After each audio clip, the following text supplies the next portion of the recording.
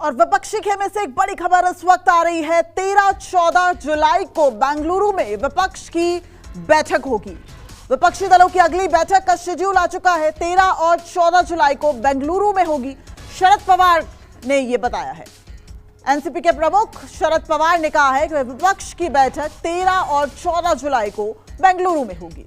इससे पहले विपक्षी दलों का महाजुटान बिहार में देखा गया। किस तरीके से पटना में तमाम जो विपक्षी नेता हैं वो एक हुए और वहां पे एक बैठक की गई और उसके बाद ये फैसला लिया गया कि अपने अपने एजेंडे को साइड में रखकर लोकसभा चुनाव 2024 के लिए तमाम विपक्षी नेता एक मंच पर आएंगे और एक साथ लड़ेंगे। और अब शरद पवार का ये बयान कि अब जो दूसरी बैठक है वो 13 और 14 जुलाई को बेंगलुरु में होगी। इस वक्त हमारे संवाददाता इंद्रजीत हमारे साथ फोन लाइन पर जुड़ गए हैं। इंद्रजीत, 13 और 14 जुलाई को बेंगलुरु में बैठक होनी है। कौन कौन से दल जुड़ सकते हैं? क्या कुछ एजेंडा है? जो विपक्षी महाजुटान है उसे किस तरीके से बल मिलता दिख रहा है?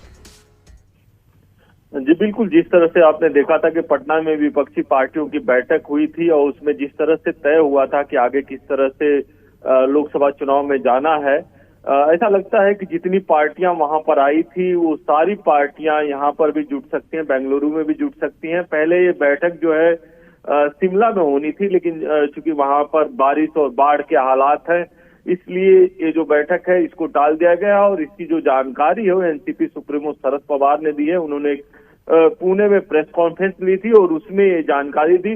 इस मौके पर उन्होंने प्रधानमंत्री पर भी काफी हमला किया, क्योंकि प्रधानमंत्री ने 2 दिन पहले ही खुद उनकी पार्टी पर हमला किया था, इसके अलावा पूरे विपक्ष पर हमला किया था। इसलिए उन्होंने प्रधानमंत्री पर हमला करते हुए कहा कि प्रधानमंत्री को इतने निचले स्तर पर जाकर बयान नहीं देना चाहिए था। इसके अलावा उन्होंने ये भी कहा कि प्रधानमंत्री कहीं न कहीं चिंतित हैं। जो विपक्षी पार्टियों की बैठक हुई है, प्रधानमंत्री उससे चिंतित हैं और यही कारण है कि इस तरह के वो बयान दे रहे हैं, क्योंकि इसके पहले प्रधानमंत्री ने जो बयान दिया था उसमें जितने भी पार्टियां वहां पर गई थी लगभग सभी पर हमला बोला था। एनसीपी सुप्रीमो शरद पवार पर खुद हमला बोला था कि एनसीपी 70,000 करोड़ के घोटाले में लिप्त है। इसके अलावा कहा था कि अगर आप शरद पवार की बेटी को जिताना चाहते हैं तो एनसीपी को वोट करेंगे। इस तरह से काफी हमला किया था एनसीपी पर प्रधानमंत्री ने।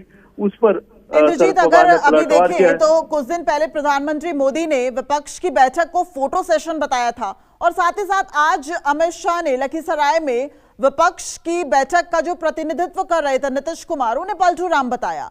तो यानी कि लगातार बीजेपी खेमे से इस तरह की जो हमला है वो सामने आते रहे हैं। उस लिहाज से अगर देखें तो जो ये दूसरी बैठक का शेड्यूल है ये कहीं ना कहीं ये बता रहा है कि विपक्ष का जो महाजुटान है वो पूरी तरीके से मजबूत होता दिख रहा है।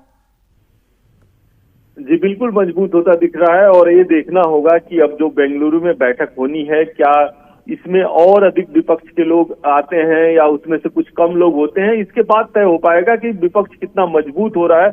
लेकिन इतना तो तय है कि जिस तरह से 15 पार्टियां पटना में एक साथ आई थी, तो कहीं न कहीं बड़ा छोटे से ब्रेक के लिए समय की कमी है, लेकिन इस वक्त की बड़ी खबर की विपक्ष की बैठक 13 और 14 जुलाई को बेंगलुरु में होगी। फिलहाल रुकते एक छोटे से ब्रेक के लिए, लेकिन आप बने रहिए न्यूज़ 24 के साथ।